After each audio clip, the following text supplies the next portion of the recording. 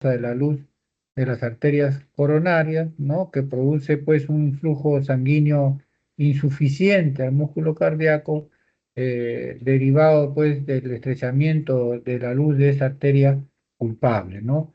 Y que puede causar pues dolor torácico. Y hemos visto también esas imágenes donde se ve una placa ateromatosa que disminuye el flujo a nivel distal a esta lesión, produciendo isquemia, ¿no?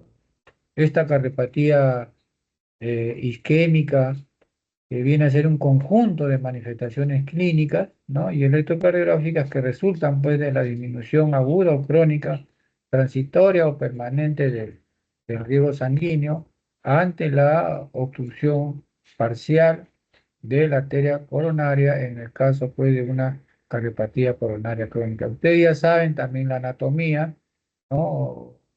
Que la coronaria derecha e izquierda son las primeras ramas de la arteria aorta, ¿no? La coronaria derecha bastante ligada al sistema de conducción, sale una rama hacia el nodo sinusal, de ahí por tres haces internodulares llega al nodo auriculoventricular y de ahí sale pues el haz de His con su rama derecha y su rama izquierda. Entonces la coronaria derecha tiene que ver mucho con el tejido de conducción. La coronaria izquierda que sale de un tronco que se divide en dos ramas, una rama descendente anterior que corre por el surco interventricular y la circunfleja que va a dar los ramos marginales, ¿no? Que irrigan la cara lateral, junto con las diagonales de la arteria descendente anterior que irrigan parte también de la cara lateral. Aquí vemos, ¿no? La arteria del nodo sinusal, ¿no? Este es la vena cava superior, la aurícula, ¿no? Con el borde de la aurícula, va a dar, a partir de ahí, pues, se inicia el impulso eléctrico del latido cardíaco, ¿no? Y los ramos marginales agudos, ¿no? Y distalmente, pues, la descendente posterior y la ventricular posterior. Esta ventricular posterior sale la arteria del nodo auriculoventricular. Hablamos también sobre la circulación coronaria, ¿no? Ustedes saben que las arterias epicárdicas, que son más que todo arterias de conductancia, ¿no? Y que penetran al músculo a través de las arterias intramurales hasta llegar al endocardio, ¿no? Ustedes saben que las arterias coronarias se irrigan, ¿no? O se llenan durante la diástole ventricular, o sea, durante el llenado ventricular, dado que en ese momento la válvula aórtica está cerrada, ¿no? Y durante la sístole, estas arterias, pues ustedes ven que el músculo las comprime, pues, y de esta manera a producirse la circulación de las arterias coronarias. Hemos visto también sobre la fisiología de las arterias coronarias, ¿no? Que se dividen epicárdicas, que es la que estamos viendo acá, las arterias intramiocárdicas, ¿no? Este flujo coronario se autorregula por mecanismos metabólicos locales, ¿no? Y el consumo de oxígeno, pues depende principalmente de la frecuencia cardíaca, ¿no? Cuanto más frecuencia cardíaca, más consumo de oxígeno, tensión de la pared ventricular, ¿no? Cuanto más, por ejemplo, masa miocárdica, con mayor contractibilidad, ¿no? Que va a producir una tensión en la pared ventricular, también se va a regular el flujo coronario y va a producir pues un mayor consumo de oxígeno cuanto más elevadas estén estas cuatro variables, ¿no? Aparte pues de estos mecanismos metabólicos de autorregulación, el tono vasomotor puede estar influido por dos factores, ¿no? Los estímulos autonómicos y la liberación endotelial de sustancias vasodilatadoras, ¿no? El autonómico mediante el simpático y el parasimpático. En el simpático, donde actúa la noradrenalina, produciendo pues una vasodilatación vascular directa de los vasos epicárdicos, ¿no? A predominio de los receptores beta, y vasoconstricción de los miocárdicos a partir a predominio de los receptores alfa. El parasimpático mediante la acetilcolina, que tiene un efecto vasoconstrictor directo, ¿no? Estos son los dos estímulos autonómicos, simpático y parasimpático. Y la liberación endotelial de sustancias pues, vasodilatadoras y vasoconstrictoras mediadas pues, por la prostaciclina, el óxido nítrico o factor relajador del endotelio, produciendo vasodilatación. O vasoconstrictor, la endotelina, estimulada pues, por numerosos factores locales y sistémicos. El equilibrio entre estos dos factores, regulados principalmente por el consumo de oxígeno miocárdico, actúan fundamentalmente pues, en la resistencia de las arterias intramiocárdicas. El aumento potencial del flujo coronario como resultado de esa vasodilatación de las arterias intramiocárdicas se denomina pues reserva coronaria y le permite al sistema coronario normal satisfacer el aumento del consumo de oxígeno, ¿no? En las diversas circunstancias, ¿no? En caso, por ejemplo, de un mayor esfuerzo, ¿no? En la cual se va a aumentar la frecuencia cardíaca y por lo tanto va a necesitarse más consumo de oxígeno, produce más consumo de oxígeno. Entonces, definimos como insuficiencia coronaria, ¿no? Al flujo insuficiente del músculo cardíaco debido al estrechamiento de la arteria coronaria por un ateroma, ¿no? O espasmo. Puede causar dolor de pecho debido a la isquemia miocárdica. Entonces, esta insuficiencia coronaria, llamada también cardiopatía isquémica, viene a ser la consecuencia de la disminución del flujo de estas arterias, ¿no? Ante un problema ateromatoso distal a este, ¿no? En forma aguda o crónica, ¿no?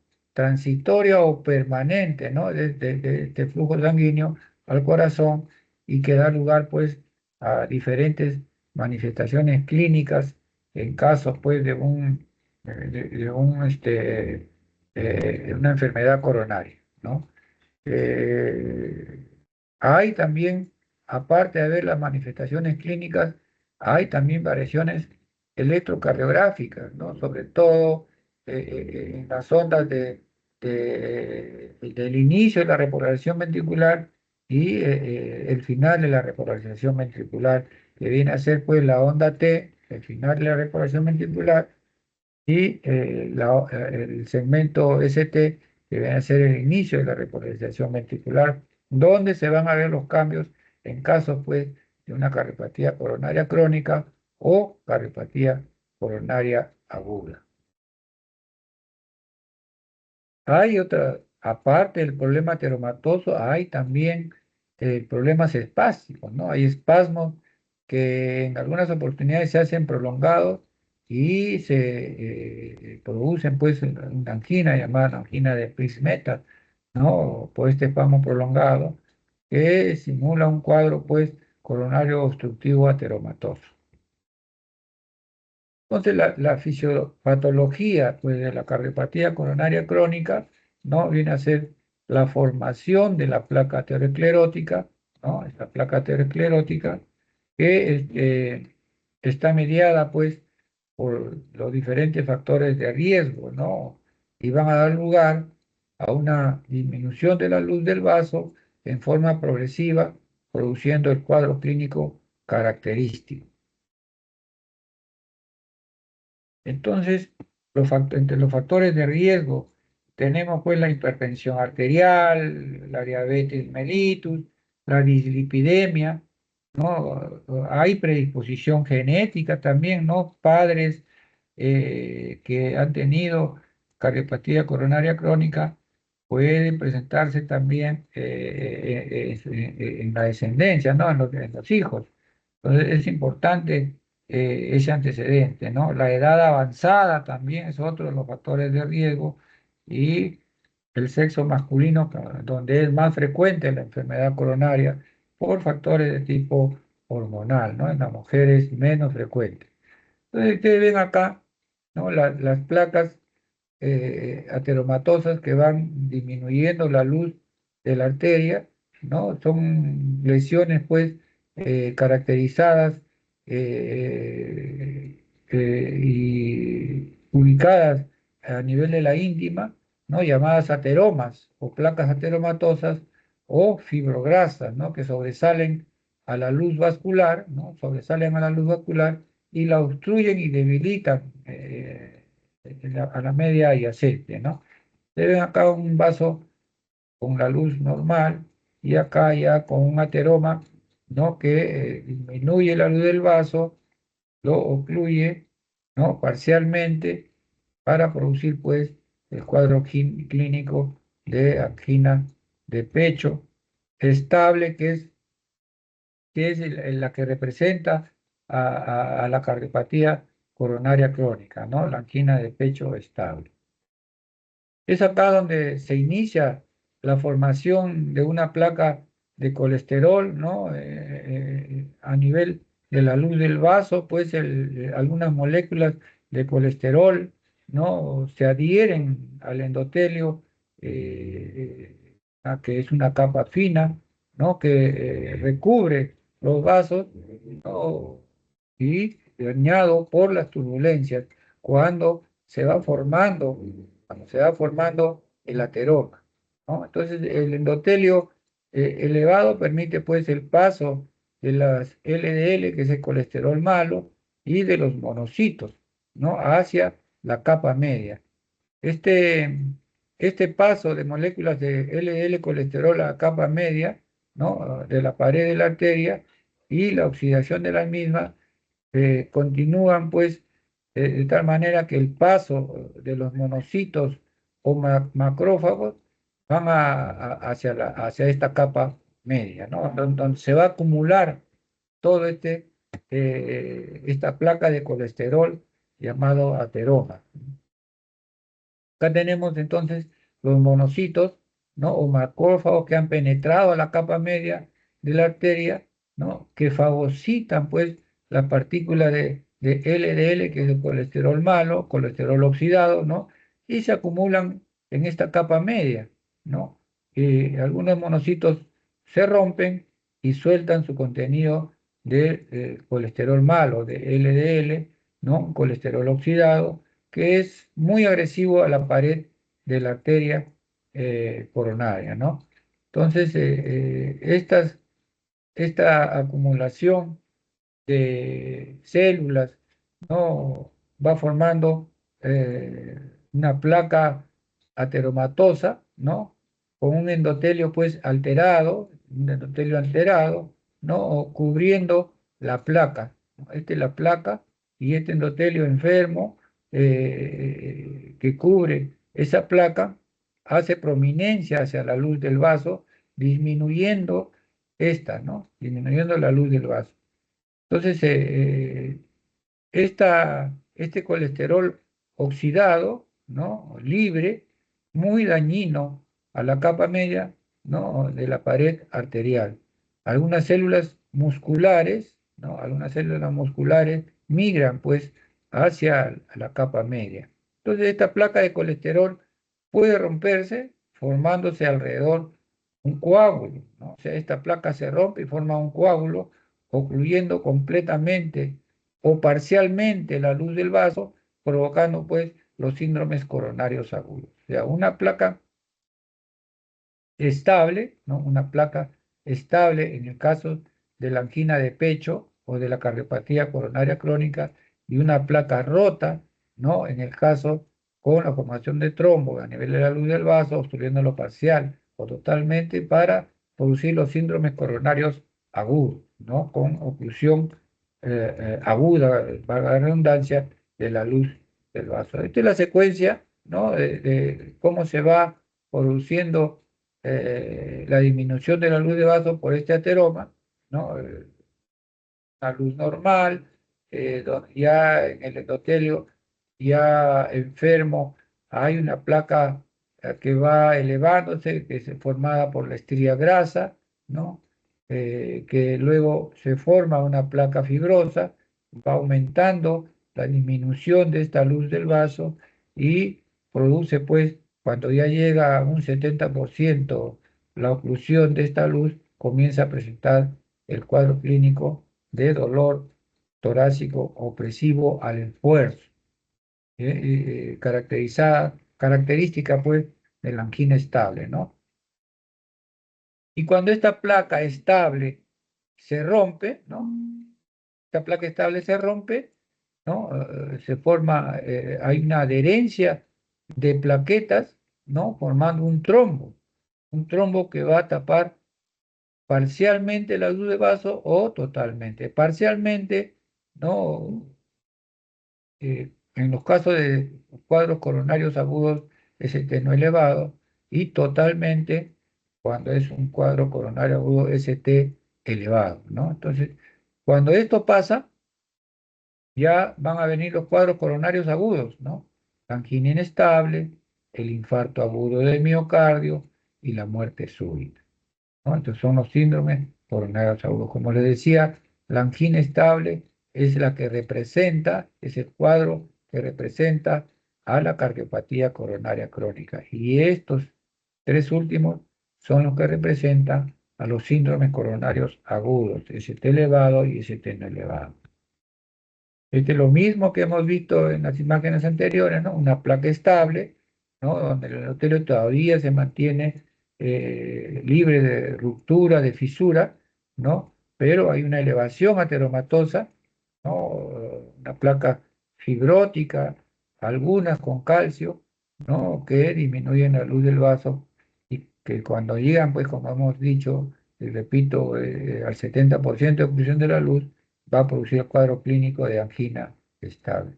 Llega un momento que esta placa, la misma turbulencia va dañando cada vez más, ¿no? A esta placa elevada, ateromatosa, ¿no? Al endotelio, hasta que llega un momento en que puede romperse, formando pues el trombo y oclusión de la luz del vaso. Como decía, puede ser una oclusión parcial o una oclusión total para producir los síndromes coronarios agudos que ya hemos nombrado.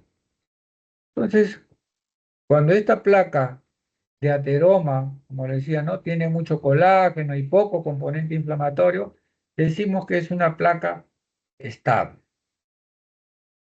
Poco colágeno y poco componente inflamatorio, decimos que es una placa estable, que no se rompe, ¿no? Porque tiene mucho tejido fibroso, produciendo obstrucción progresivamente, ¿no? Y cuando alcanza por lo menos el 70%, como hemos dicho, de obstrucción de la luz vascular, generan los síndromes isquémicos crónicos representados pues por la angina estable.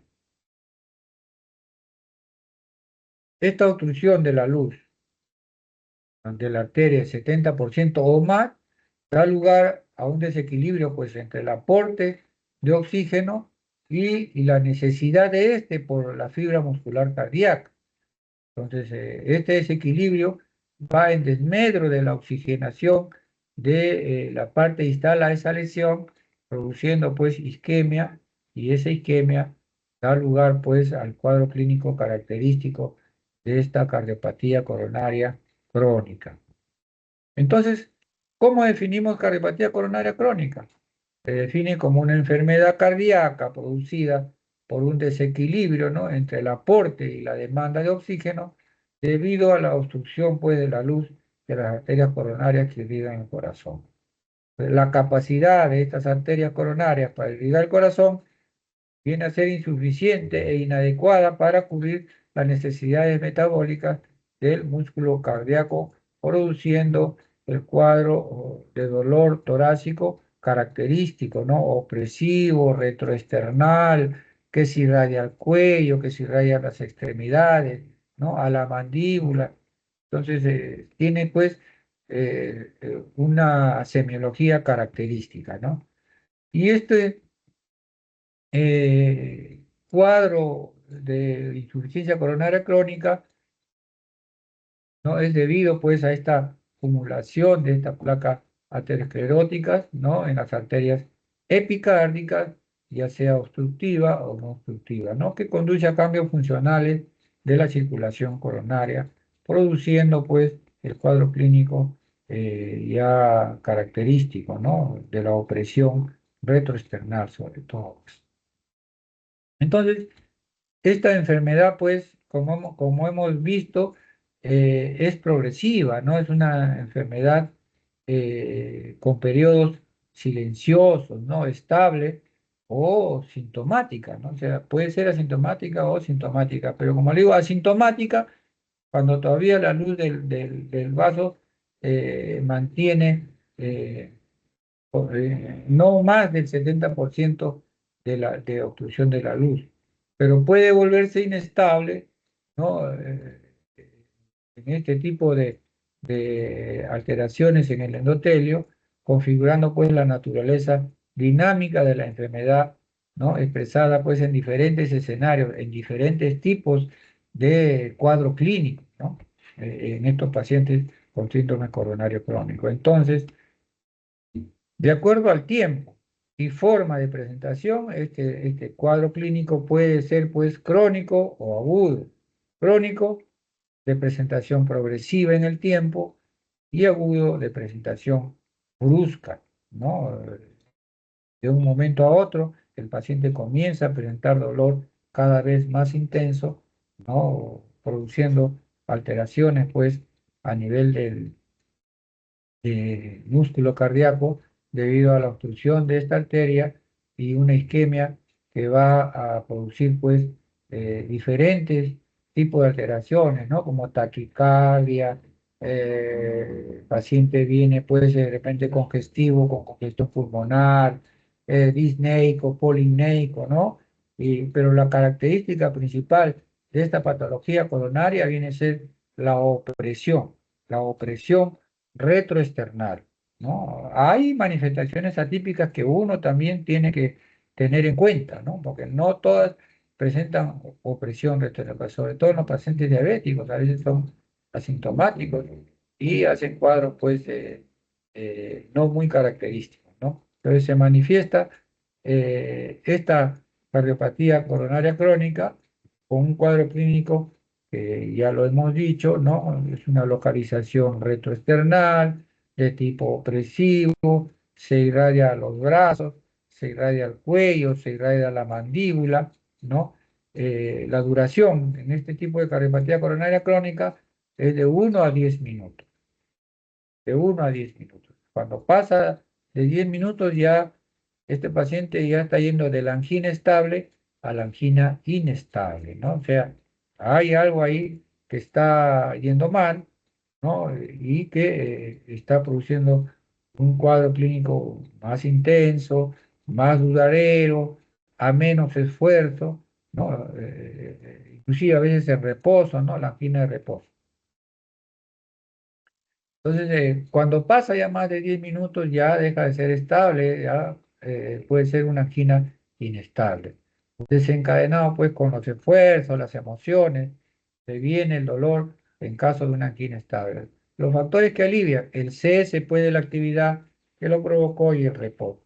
Se acompaña de síntomas vegetativos, ¿no? Como náuseas, vómitos, mareos y sensación de muerte. ¿Quién la representa? Ya lo hemos dicho, la angina estable. Hay otros cuadros clínicos, ¿no? Que simulan una angina estable, como la angina microvascular o síndrome X, la isquemia silente, ¿no? O sea, el paciente no siente nada, pero hay cambios electrocardiográficos ante una evaluación, por ejemplo, un paciente que va a hacerse un riesgo quirúrgico, ¿no? Se le hace un electro y se ve cambios en la onda T. Entonces, que nos sugiere que, ¿no? Angina variable o vasoespástica, ¿no? Pacientes que presentan, por decir, un cuadro anquinoso en la noche, cuando hace frío, ¿no? Que presentan espasmo. Estos cuadros, ¿no? Isquémicos crónicos, ¿no?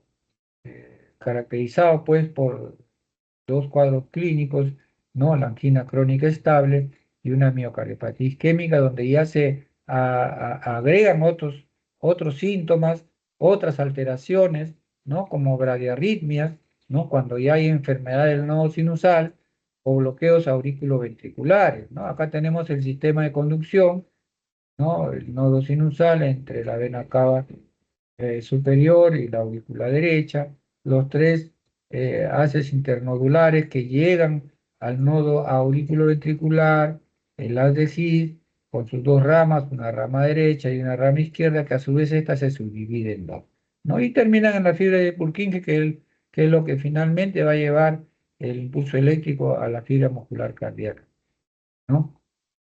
Las taquiarritmias, ¿no? O sea, cuando hay una cardiopatía coronaria crónica, puede haber ya dilatación auricular, ¿no? Tanto derecha como izquierda, cuando estas isquemias son crónicas, ¿no? Y comienzan con un poco de insuficiencia cardíaca debido a la cardiopatía coronaria crónica, puede haber dilatación de cavidades, ¿no? Auriculares, ventriculares, dependiendo de la gravedad del cuadro clínico, de la isquemia, de la gravedad de la enfermedad coronaria, ¿no? Y esta dilatación de las aurículas puede producir estas arritmias, ¿no? Una fibrilación auricular, puede producir aleteo auricular, ¿no? Y arritmias ventriculares también, ¿no? Extrasístoles ventriculares, taquicardia ventricular no sostenida, ¿no?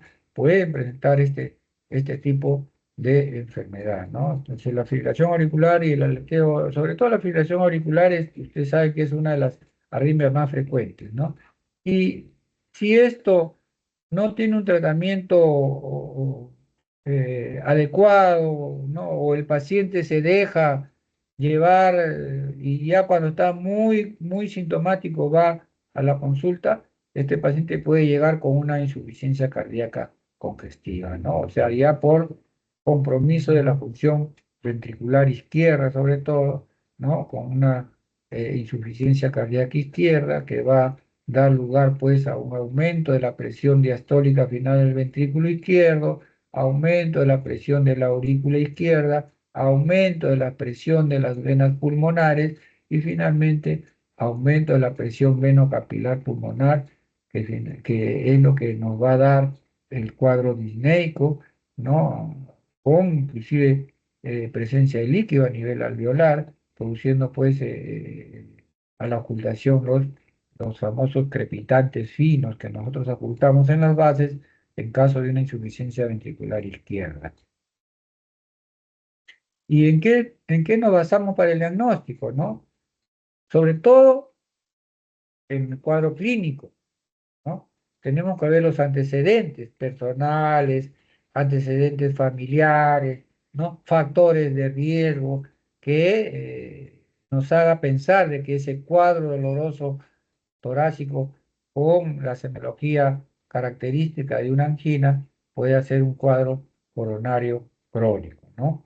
Eh, Esto nos va a dar, como siempre yo le digo a los alumnos, la historia clínica nos va a dar y el examen físico nos va a dar pues el 80% del diagnóstico.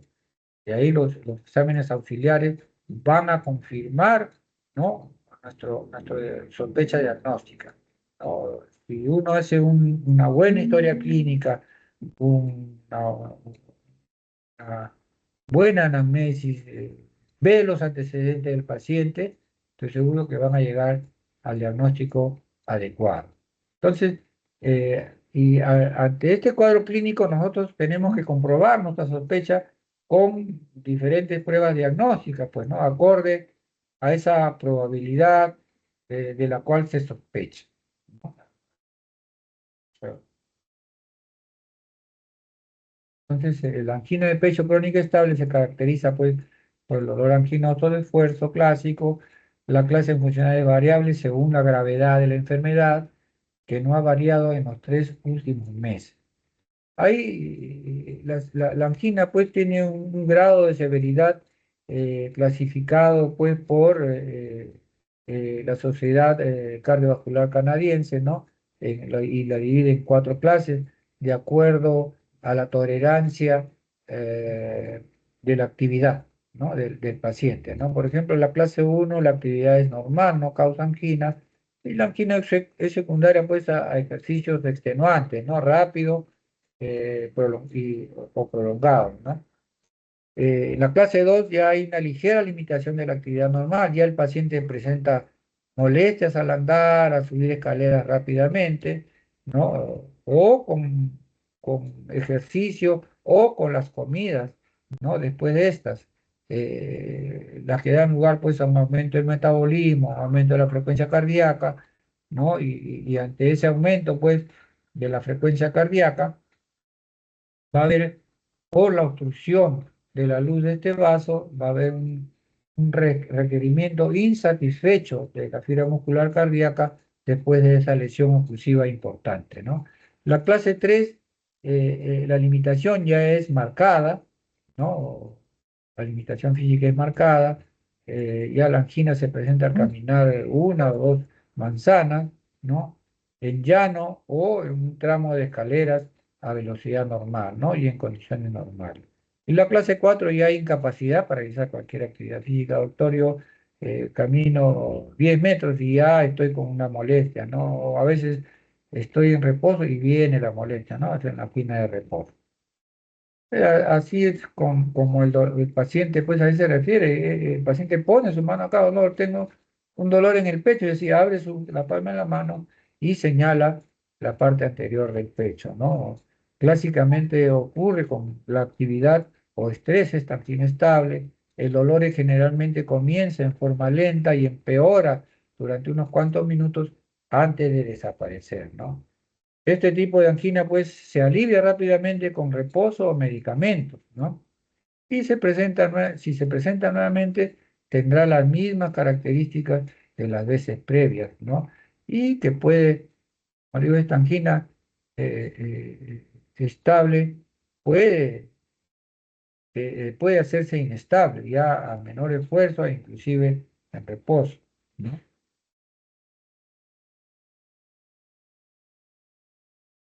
En la angina microvascular, ¿no? O sea, el paciente puede estar asintomático, ¿no? Y le toma un electrocardiograma, ¿no? Y ustedes ven acá que el segmento ST está isoeléctrico, ¿no? En el periodo de reposo. Comienza a hacer el ejercicio y miren usted cómo este ST disminuye, se hace negativo, ¿no? Ustedes saben que la línea isoeléctrica es esta. La línea isoeléctrica por arriba, ¿no? Es positivo y por abajo negativo.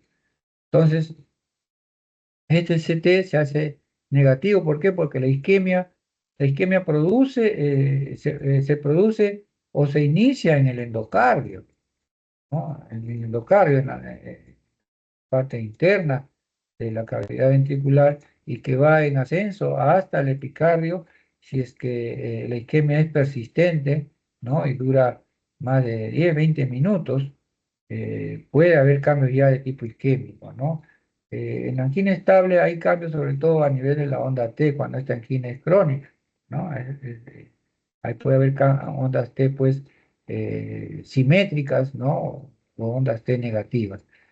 Entonces, a usted ven acá como el ST es por lo menos 2 milímetros y acá ya está en el reposo, 4 minutos, ya va volviendo a su línea isoeléctrica. ¿Por qué? Porque el corazón dejó de tener ese requerimiento de oxígeno porque paró la prueba, disminuye la frecuencia cardíaca, menos consumo de oxígeno y el ST vuelve a su nivel isoeléctrico. Eso es lo que nosotros vamos a ver en estos pacientes con angina microvascular, ¿no? El síndrome, entre estos tenemos pues el síndrome X, la angina microvascular, anginas con coronarias normales, ¿no? El problema está a nivel de la microvasculatura, ¿no? Coronarias se refiere a las normales, a las epicáricas, ¿no?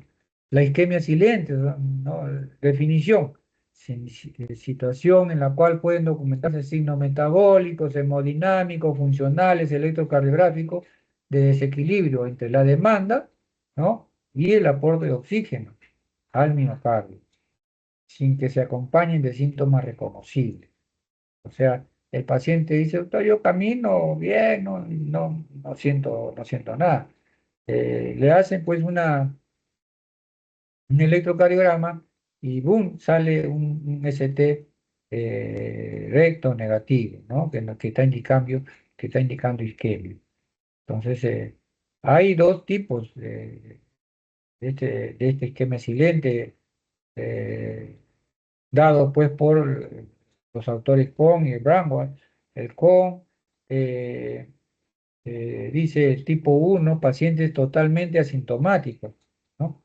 Descubrimiento casual, ¿no? Cambios electrocardiográficos.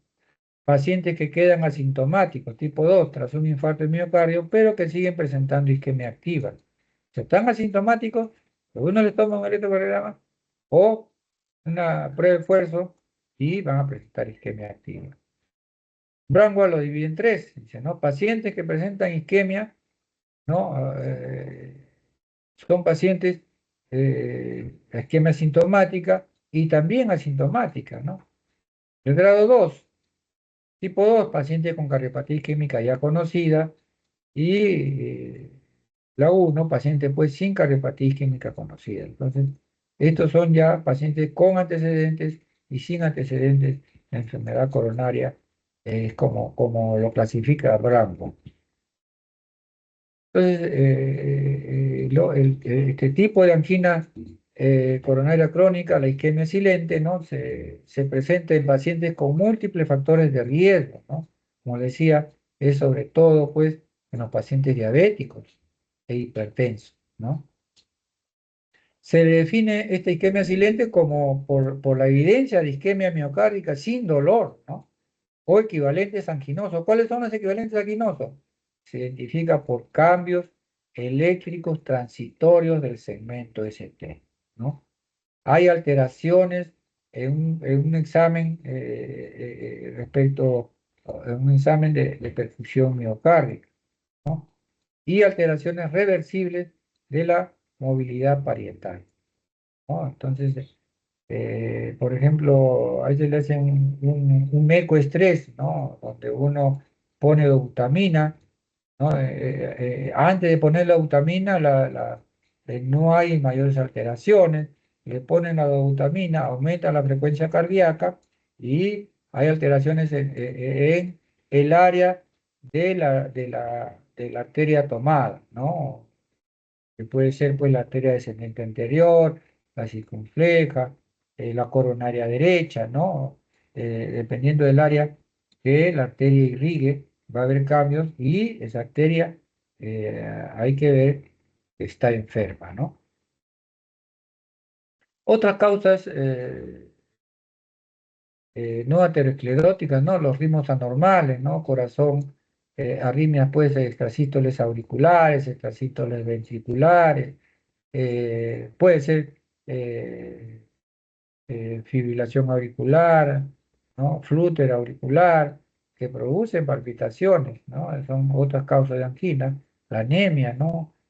Pacientes que vienen con hemoglobina pues menor de 6, espasmo de la arteria coronaria en el caso de la angina de Crix-Metal, la insuficiencia cardíaca, ¿no? Paciente ya de larga data, de enfermedad que lleva con insuficiencia cardíaca, valvulopatías cardíacas, pacientes, por ejemplo, como la estenosis valvular aórtica, son pacientes, pues, que vienen ya con dolor de pecho, vienen con disnea, mareos, pérdida de conocimiento, en caso, por ejemplo, de una valvulopatía de estenosis valvular aórtica, ¿no? O estenosis severa también de la válvula mitral.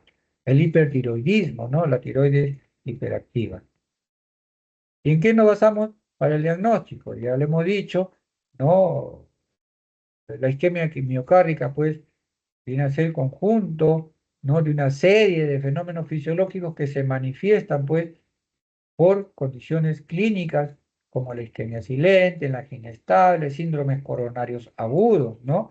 Que vamos a ver más adelante. Diversos mecanismos de regulación del flujo sanguíneo, ¿no? La demanda miocárdica, la liberación de adenosina, ¿no?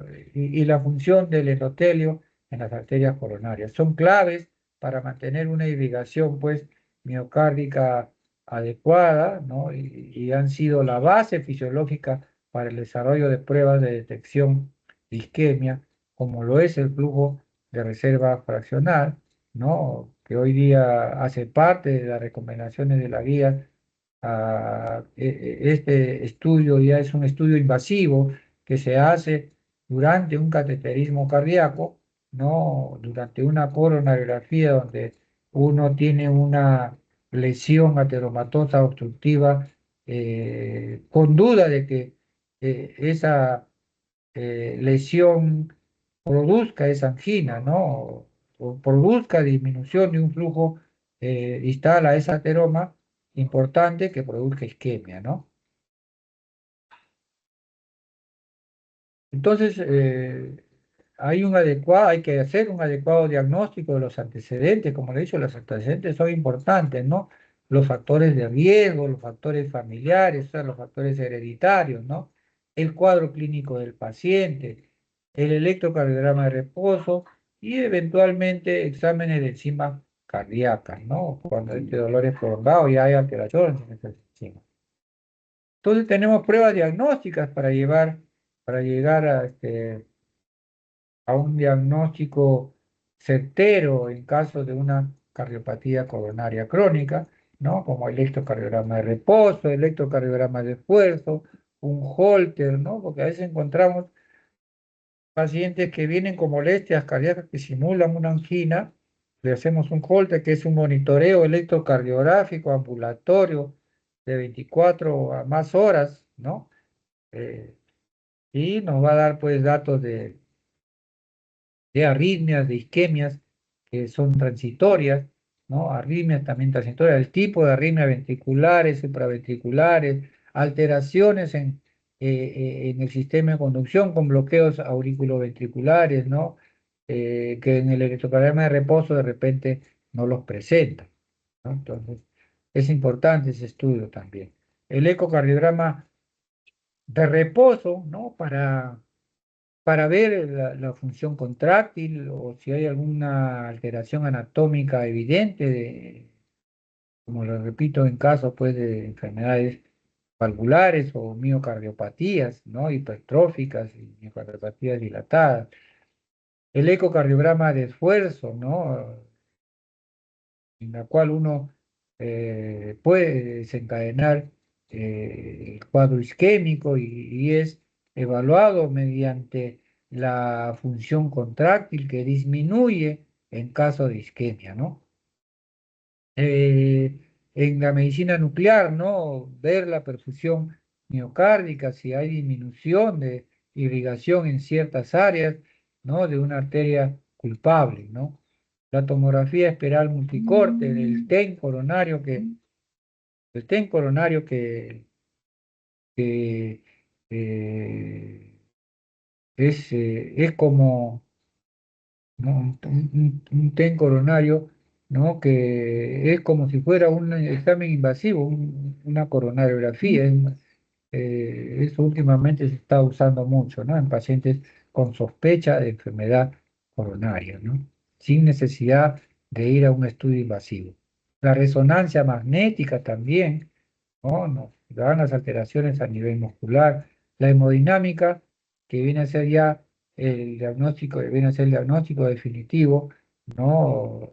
Que es el cateterismo cardíaco con la coronariografía, ¿no? Y la ventriculografía también, porque ahí vemos en la ventriculografía las alteraciones dinámicas de un paciente con cardiopatía coronaria crónica.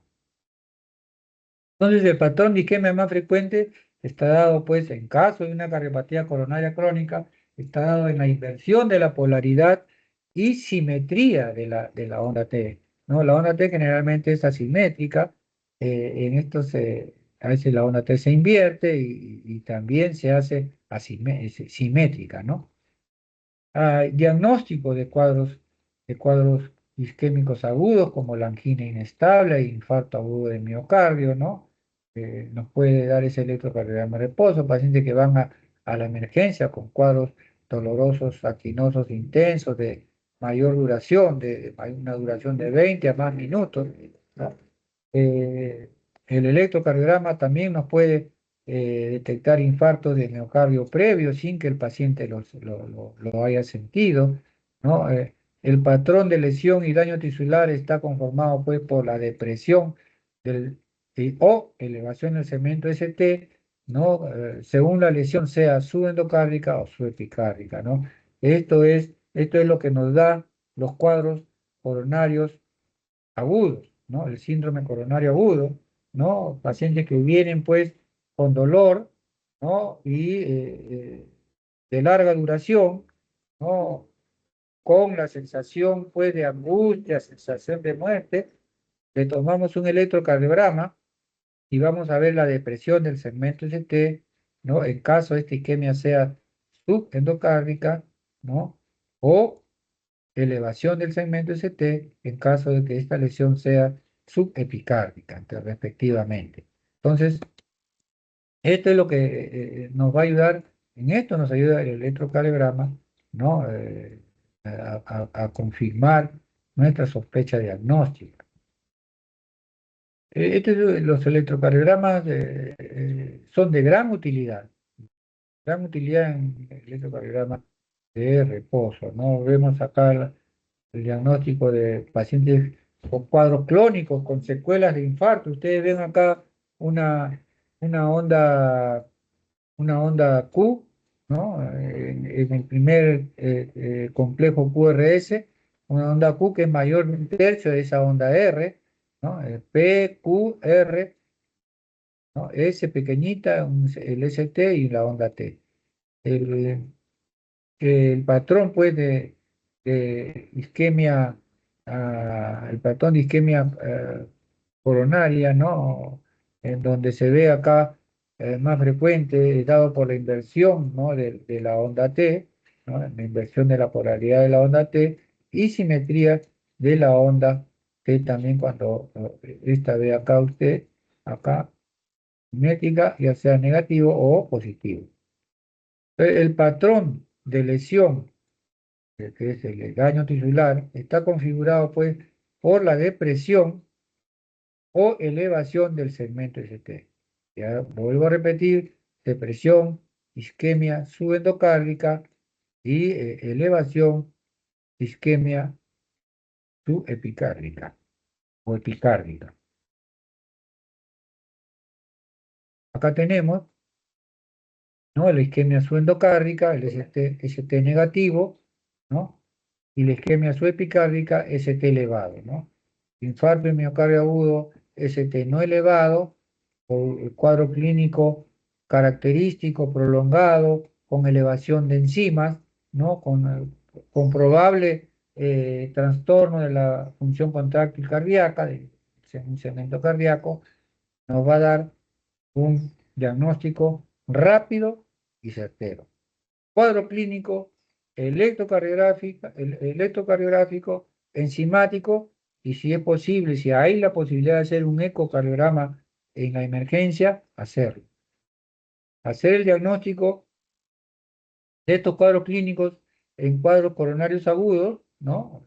Este ST, ¿no? Un ST elevado, que es una isquemia subepicárdica, ¿no? Que nos va a dar el diagnóstico de infarto miocardio agudo ST elevado por el cuadro clínico, por la elevación de enzimas. Entonces, estos tipos de pacientes tienen que ir a la sala de hemodinámica, ¿no? Estos son los cuadros coronarios, y esta es parte de los cuadros coronarios agudos, ¿no? Este es un electrocardiograma normal. Ustedes ven que el ST es isoeléctrico, ¿no? El ST es isoeléctrico. ST isoeléctrico es un ritmo sinusal por la presencia de onda P normal en todas las derivaciones. Acá ya ustedes ven los cambios, ¿no? Hay una T negativa, ¿no? Media simétrica que nos puede estar dando cuadros coronarios crónicos o también cuadros coronarios, pues, agudos, ¿no? Pero ese más es para cuadros coronarios crónicos.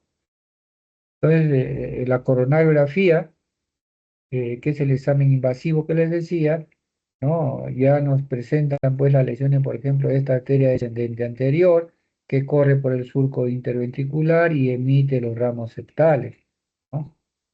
La coronaria derecha, ¿no? Que, como le digo, está relacionada con el sistema de conducción, con la arteria del nodo sinusal, ¿no? La arteria del nodo auriculoventricular, ¿no? y las lesiones que se ven en las diferentes proyecciones, ¿no? Esta es una prueba de esfuerzo.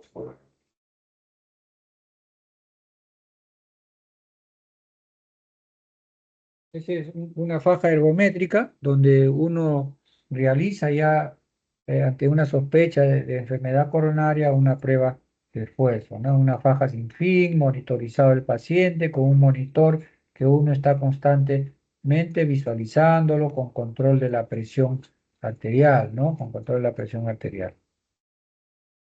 Acá está este paciente, ¿no? En la faja sin fin, monitorizado.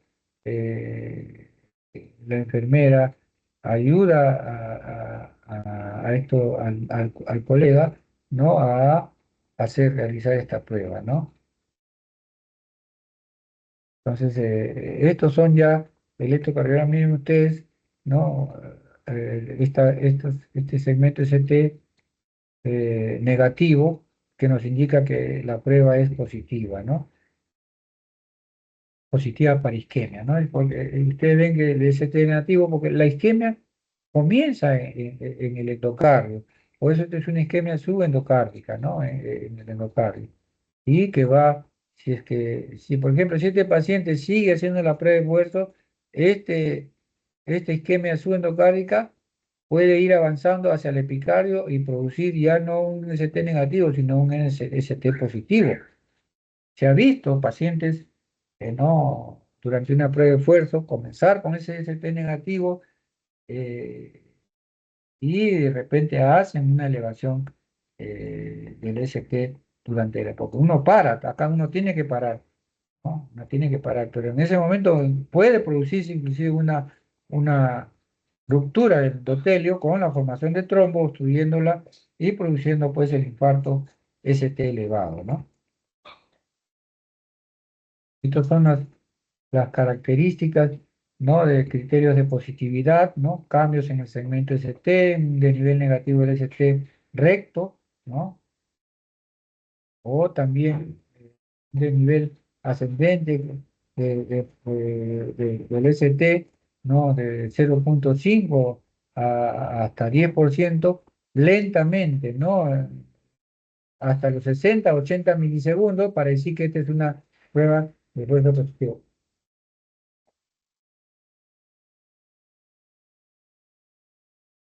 Entonces, esta es una, por ejemplo, esta es una interpretación. Esto que ven ustedes acá, la frecuencia cardíaca, 220 menos la edad, es la frecuencia que nosotros tenemos que hallar. Es la frecuencia que tenemos que hallar. A esa frecuencia que hallamos, el paciente tiene que llegar por lo menos al 85%, por lo menos al 85%, si no es el 100%. ¿Ya?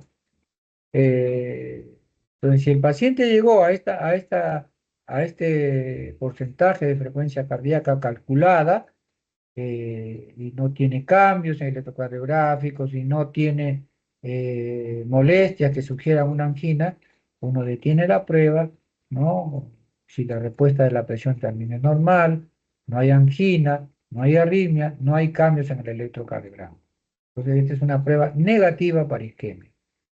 La prueba positiva sin ambos, o sea, no hay dolor. Hay pacientes que están haciendo su prueba de esfuerzo, llegan a la frecuencia cardíaca calculada, ¿no? Más del 85% del esperado, y con una respuesta normal, y el electrocardiograma se hace normal, o sea, hay depresión patológica del segmento ST, ¿no? Un ST recto, negativo, ¿no? Y el paciente a veces está asintomático, son las isquemias silentes, ¿no? Positiva con angina, ¿no? Cuando la frecuencia cardíaca, el paciente llega a la frecuencia cardíaca calculada, ¿no? Con una respuesta presora normal y un electrocardiograma normal con una depresión patológica del segmento ST, ¿no? Una depresión patológica. Pero este ya es con ángulo. Este es sin ángulo y este es con ángulo, ¿no? Ya hay dolor, uno para inmediatamente, ¿no? No hay que seguir, porque ahí se dicen, no, hay que ver, si no tiene dolor, sigue, y al final hacen infarto. Entonces hay que tener mucho cuidado. Entonces, las contraindicaciones de esta prueba es pacientes pues, que tienen menos de 3 días de infarto, la angina inestable, arritmia no controlada, estenosis aórtica severa, insuficiencia cardíaca no controlada, embolia pulmonar aguda, miocarditis aguda o pericarditis, disección de aorta aguda, incapacidad física o psíquica, ¿no? O sea, son las contraindicaciones de esta prueba.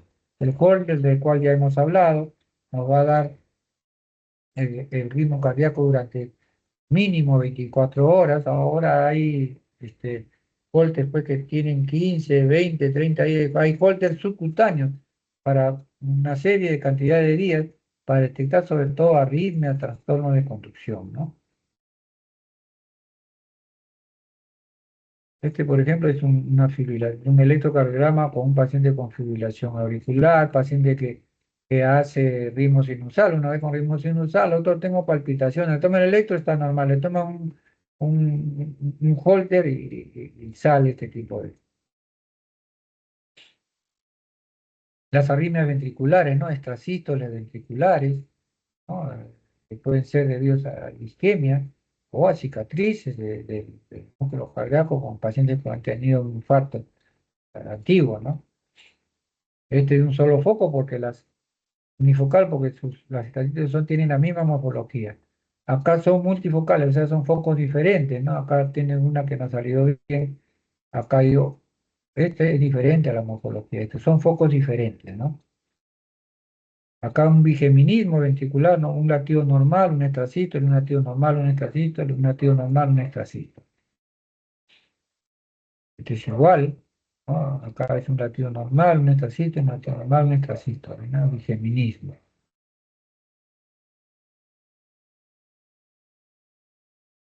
Este es un electro con flúter auricular, ¿no? Ustedes ven que este flúter, estas ondas de flúter son más grandes que las ondas de fibrilación. Estas son de fibrilación y estas son de flúter auricular, ¿no? Miren ustedes el diente de serrucho grande y las anteriores son el diente de serrucho pequeño, ¿no? Acá vemos también trastornos de conducción, ¿no? Bloqueos auriculoventriculares. Ustedes saben que el PR no debe pasar más de 0,20, este ya tiene casi ya 0,40, ya muy prolongado. Acá hay una disociación entre la conducción auricular y el ventricular, ¿no? Que va migrando hasta que deja un latido de complejo ventricular de salir ahí. Acá un bloqueo más severo ya, ¿no?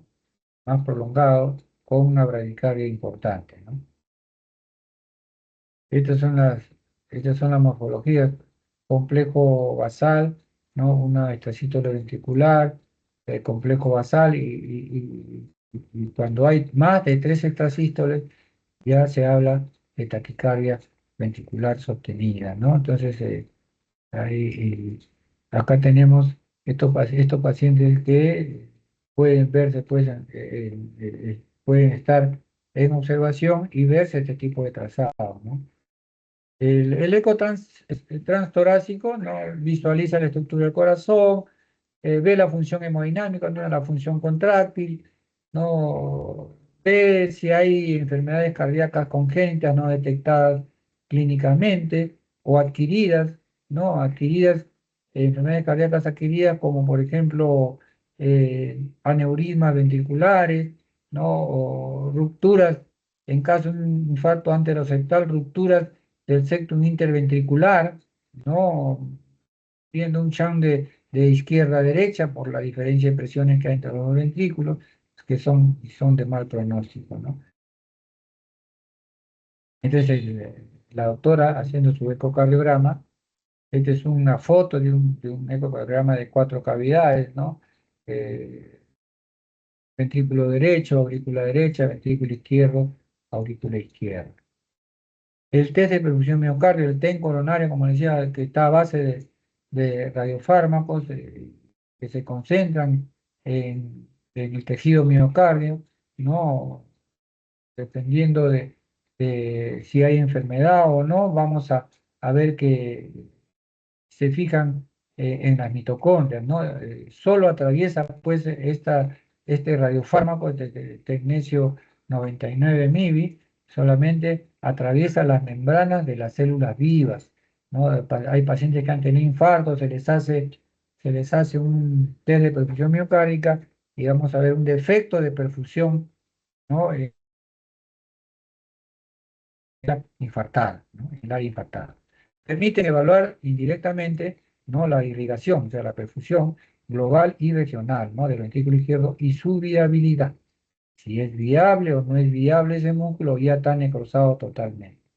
Tiene dos fases, una de estrés y otra de reposo, ¿no? Acá ustedes ven un pequeño infarto no transmural con una isquemia grave, ¿no? Durante el reposo y durante el esfuerzo. Es normal. El TEN coronario, como les decía, ¿no? Es un método diagnóstico que permite valorar el estado de las arterias coronarias con mucho detalle y de forma mínimamente invasiva. Hacer un diagnóstico precoz, ¿no? De la presencia de arteriosclerosis. No requiere la administración de contraste y si se usa, se consigue imágenes de 3 dimensiones de alta resolución. Es de la tomografía. O sea, es como le digo, como si fuera una coronariografía invasiva, ¿no? Con catéter directo a la coronaria y sustancia de contraste. ¿Cuál es el objetivo principal de esta tomografía espiral multicorte coronario? Evaluar la luz de los vasos coronarios, dónde se originan las arterias coronarias y cuál es su trayecto, identifica zonas potenciales de estrechez que se considere relevante o significativa. Diagnóstico oportuno para evitar problemas futuros como infartos y también angina de pecho, ¿no? Es así como salen las imágenes, ¿no? El tronco de la coronaria izquierda, ¿no? La arteria descendente anterior, la arteria circunfleja, ¿no? Con sus ramos marginales y ramos diagonales de la DA. Y abajo ustedes ven la coronaria derecha, ¿no? La coronaria derecha con sus dos ramos distales, ¿no? La descendente posterior y la ventricular posterior, con un ramo marginal, obtuso marginal. Alteraciones no aneurismáticas, ¿no? De las arterias, ¿no? Morfológicas, lesiones severas, ¿no? En este caso de la arteria descendente anterior. Entonces, la tomografía computarizada, ¿no? Y la tomografía multicorte son técnicas validadas en la detección y cuantificación del grado pues, de afección y calcificación coronaria, donde la escala de Agatston, la más utilizada, o cuantificar el grado de calcificación de la arteria coronaria que se calcula mediante un software específico y nos va a dar pues eh, la presencia de este calcio importante, va a dar una información importante de que hay una lesión ahí severa, ¿no? Y pronostica, pues la cantidad de calcio es una herramienta pronóstica que detecta, pues, enfermedad coronaria, ¿no? Entonces, los resultados, pues, de la tomografía cardíaca se va a expresar en score de calcio, ¿no? Se va a expresar en score de calcio. Este examen, pues, es conocido como cuantificación de calcio de las arterias. O sea, uno pide un TEN coronario con cuantificación de calcio, ¿no? Que va a tener un score determinado, ¿no? 0 cuando no hay indicio de enfermedad arterial coronaria, 11 a 100 indicios leves, ¿no? De 101 a 400 indicios moderados, y más de 400 ya se habla de una probable enfermedad arterial coronaria importante, ¿no? La resonancia magnética también es otro de los exámenes que vamos a usar, ¿no? Y que se detecta en los tejidos del corazón o con problemas, pues, de flujo de sangre a nivel de las arterias coronarias. Puede ayudar al diagnóstico de la cardiopatía coronaria microvascular, así como de la enfermedad de las arterias coronarias obstructiva o no obstructiva, ¿no? Una resonancia magnética cardíaca también puede ayudar a explicar los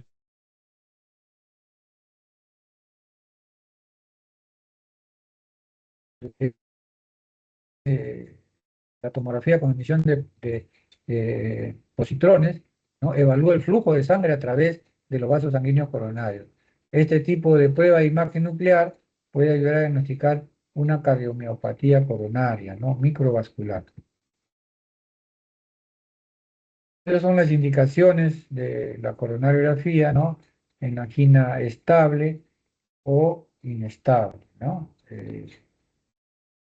Pacientes pues con angina grado 3, grado 4, ¿no? En la clase 2 con angina grado 1, grado 2, dolor torácico inespecífico. Hay pacientes que hacen dolores torácicos inespecíficos, pero que tienen, por ejemplo, un eco con alteración de la motilidad cardíaca. Entonces, estos pacientes van a la coronaria. Angina inestable, ¿no? Alto riesgo de evolución adversa, se recomienda pues dentro de las 48 horas siguientes del cuadro clínico de angina inestable, ¿no? Sospecha de angina variante de Prince-Metal, ¿no? Que es una angina espástica por espasmo coronario, ¿no?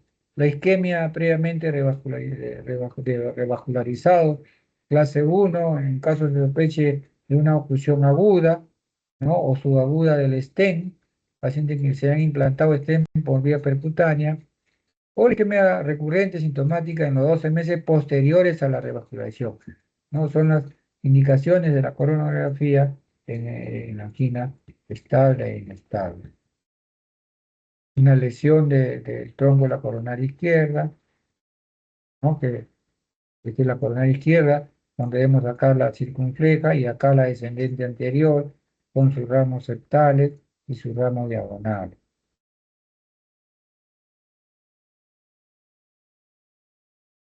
Acá un ramo marginal ocluido, ¿no?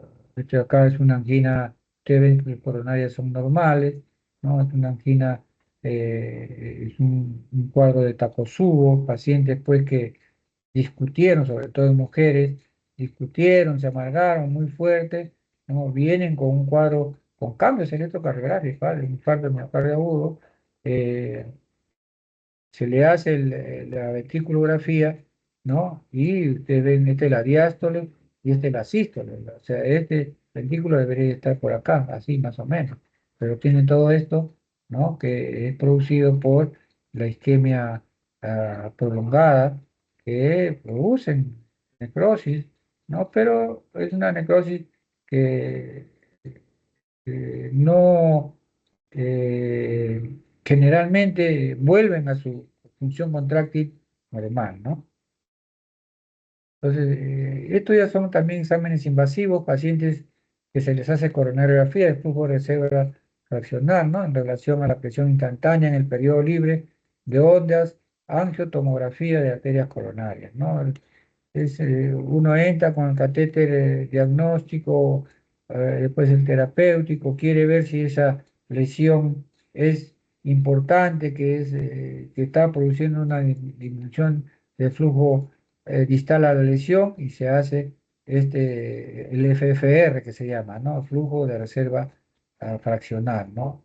Esta fórmula simplificada del flujo de reserva fraccional es la relación entre la presión media distal a la lesión y la presión aórtica media bajo un estímulo hiperémico a causa adenosina, ¿no?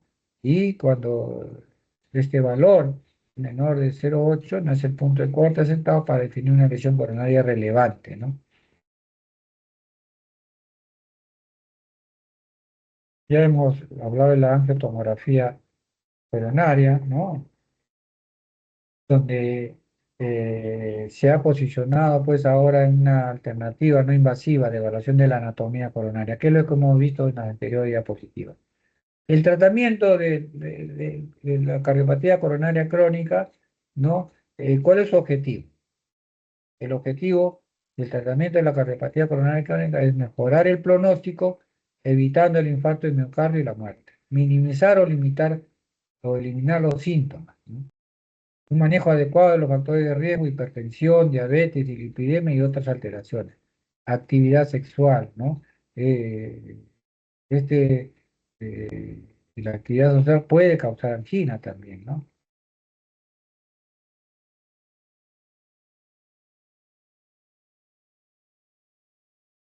Muy bien.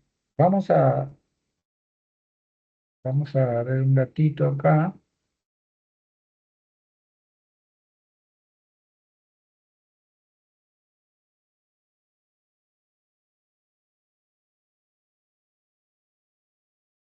Un momento voy a ver la parte de la cardiopatía coronaria aguda, ya, síndrome coronario agudo.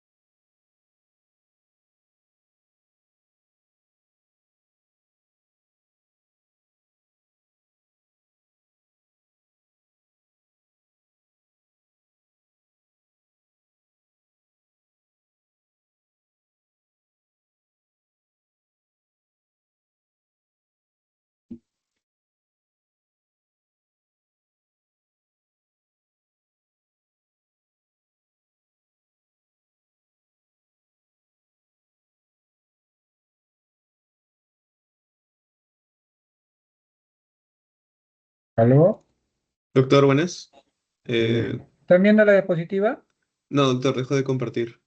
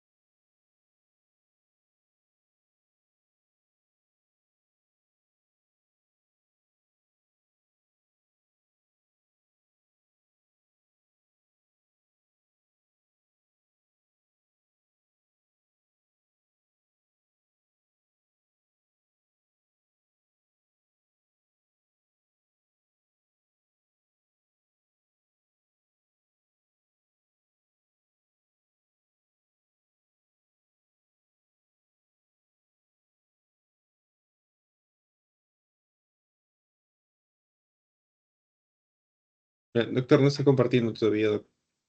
Sí, un ratito.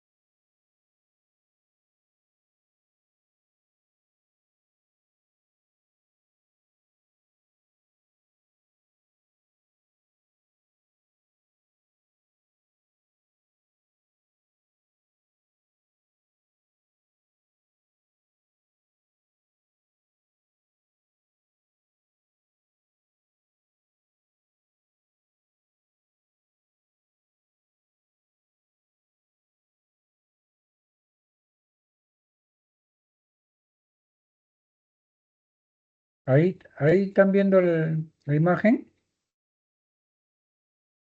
¿Aló?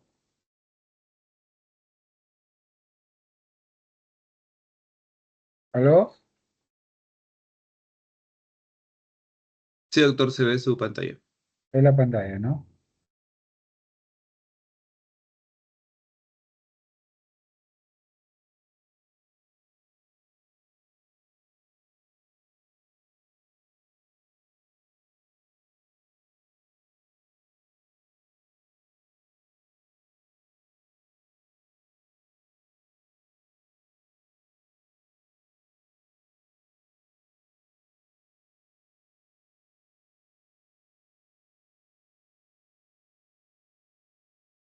Ahí están viendo, ¿no? La insuficiencia coronaria aguda, ¿no? ¿Aló? Sí, doctor, se puede ver. Ya. Entonces, bueno, la insuficiencia coronaria aguda se produce pues cuando hay un accidente de placa, ¿no? Ustedes ven acá la placa ateromatosa, ¿no? Con una ruptura que está tapando totalmente la luz del vaso, ¿no? Se ven acá, está tapando la luz del vaso. Este tipo de lesión nos va a producir los infartos de miocardio agudo ST elevado, ¿no? Como ustedes ven acá, en esta pequeña imagen, ¿no? Acá hay una lesión que produjo un ST elevado.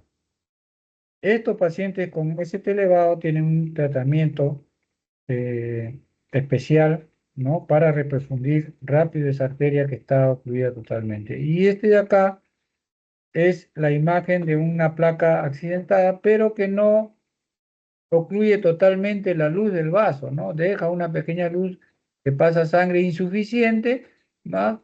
¿No? Que va a producir, pues, los cambios isquémicos a nivel subendocárdico. Miren ustedes acá, esta es la imagen electrocardiográfica de un paciente con una lesión subendocárdica. Y este es la imagen de un paciente con lesión subepicárdica, ¿no? Son las dos imágenes que ustedes van a ver en los electrocardiogramas cuando el paciente viene con un cuadro característico de insuficiencia coronaria aguda, ¿no? O presión retroesternal intensa, ¿no? Que se irradia la mandíbula, se irradia las extremidades, se va al cuello, ¿no? El paciente viene ansioso, a veces pálido, sudoroso, pues, porque el dolor es muy intenso, ¿no? Lo examinan, el paciente está taquicárdico, ¿no? Le toman un electrocardiograma y encuentran pues estos cambios, ¿no? En el segmento ST, que como les dije al inicio, viene a ser el inicio de la repolarización ventricular, ¿no? Este ST acá, ¿no? Que está con desnivel negativo y este de acá con desnivel positivo. Este es un infarto no transmural y este es un infarto transmural, ¿no? Subendocárdico y subepicárdico. Ya ustedes saben la anatomía del corazón, ¿no? Entonces acá tenemos cómo se define un síndrome coronario agudo, ¿no? Viene a ser la presentación, pues, a la redundancia aguda de la cardiopatía isquémica. ¿Cuáles son los cuadros que caracterizan este síndrome coronario agudo? La angina inestable, el infarto de miocardio agudo ST no elevado, el infarto de miocardio agudo ST elevado y la muerte súbita de causa cardíaca. Son pacientes que no llegan, llegan a la emergencia, pero ya llegan muertos, ¿no? Estos pacientes.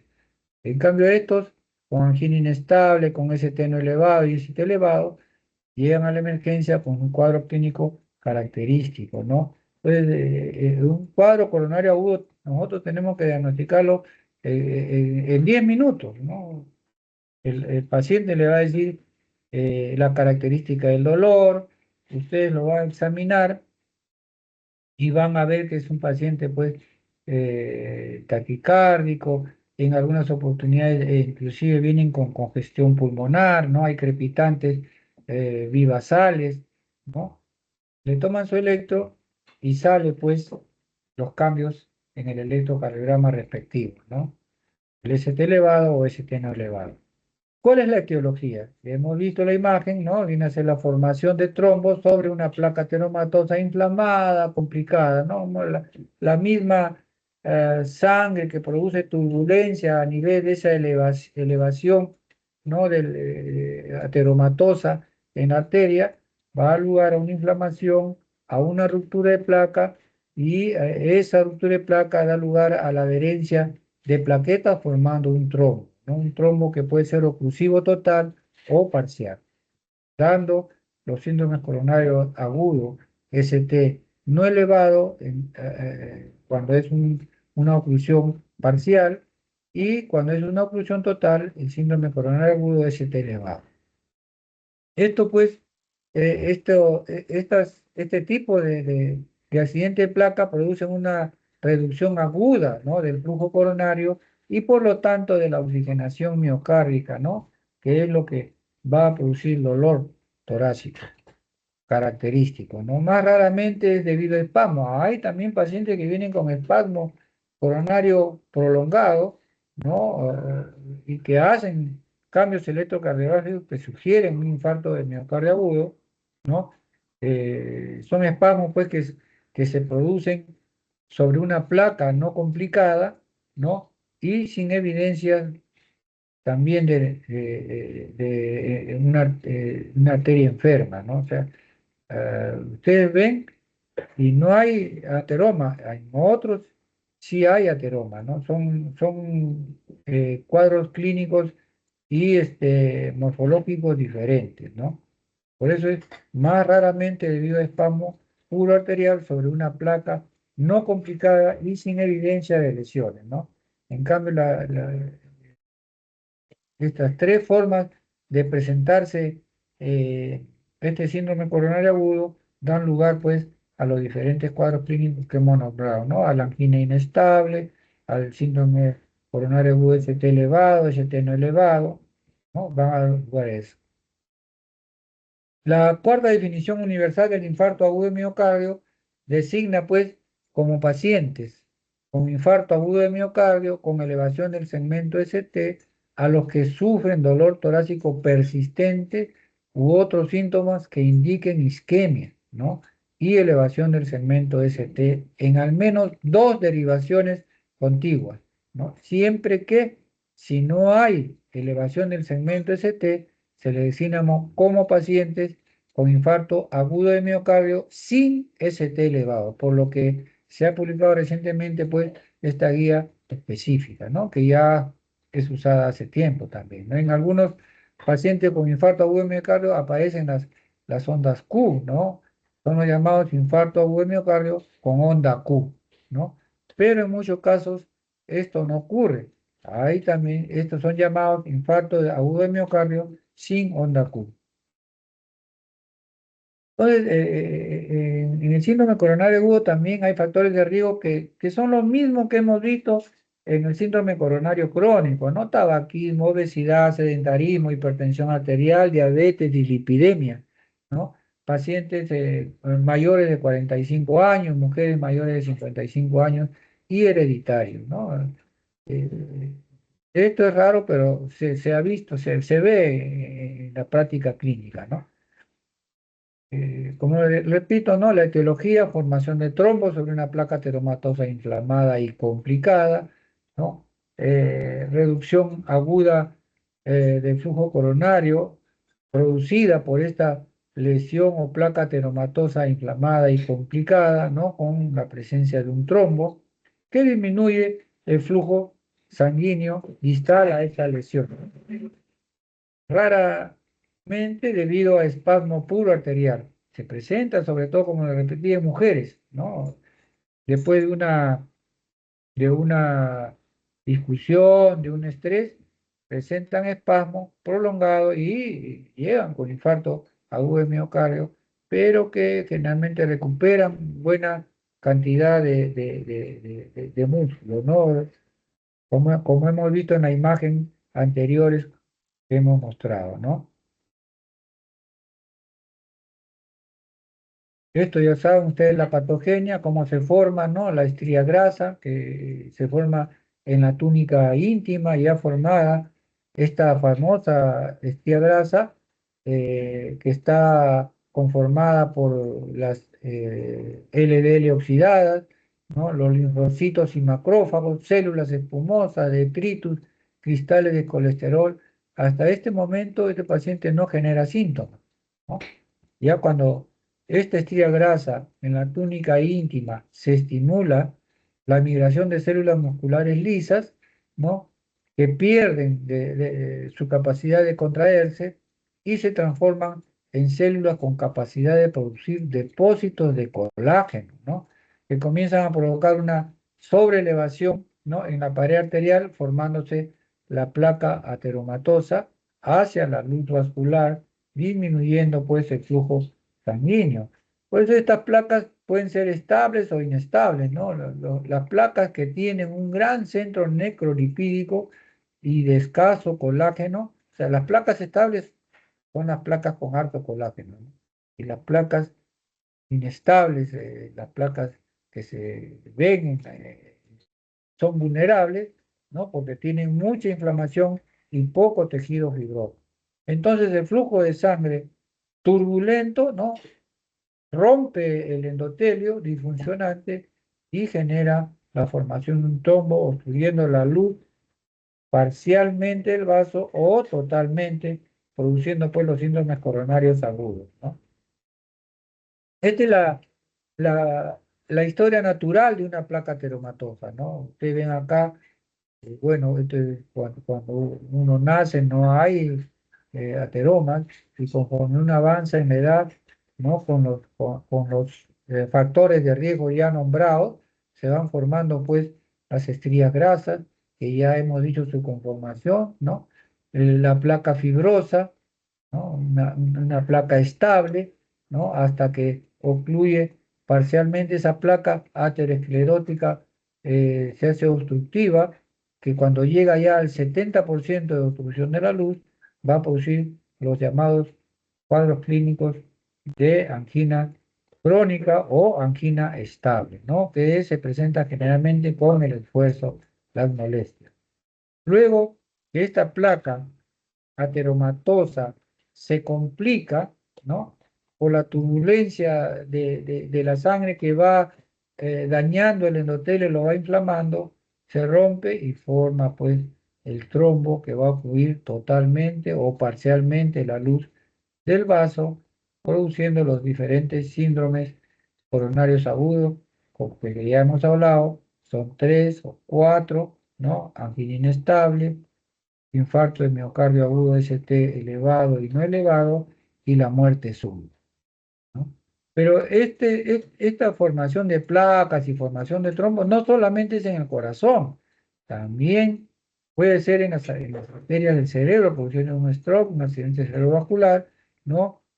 Isquemia en los miembros, ¿no? Insuficiencia vascular periférica, ¿no? Porque la ateromatosis es a todo nivel, ¿no? Entonces, el síndrome coronario agudo, ¿no? La génesis de la enfermedad aterosclerótica es una respuesta, pues, inflamatoria de la pared vascular ante determinadas agresiones o estímulos. Hipertensión arterial, a pacientes con antecedentes de hipertensión arterial, hiperlipidemia, diabetes, fumadores, sobrepeso, ¿no? La obesidad, homocisteína y las infecciones actuarían como estímulos proinflamatorios, ¿no? Entonces, la homocisteína y todo este tipo de cuadros que hemos nombrado van a actuar como proinflamatorios capaces de lesionar el funcionamiento de la pared vascular, produciendo pues lo que ya hemos repetido en varias oportunidades, la formación de trombo, ¿no? Hay un reclutamiento de las células inflamatorias, proliferación de células musculares lisas y la acumulación del colesterol determinan el crecimiento de esta placa aterosclerótica. Las placas responsables del síndrome coronario agudo presentan alta actividad inflamatoria local con placas con fisuras y erosiones, ¿no? En su superficie. Trombosis intracoronaria y vasoreactividad aumentada. O sea, no solamente es el trombo, no es solamente es el coágulo, sino hay también espasmo arterial, ¿no? Ante ese accidente de placa. ¿Cómo lo definimos? en cuanto a las características de este síndrome clínico de coronario agudo, ¿no? Hay síntomas de isquemia miocardio asociado con un electrocardiograma con o sin elevación del segmento ST, ¿no? Que es lo que da el título a estos cambios eléctricos, ¿no? Electrocardiográficos.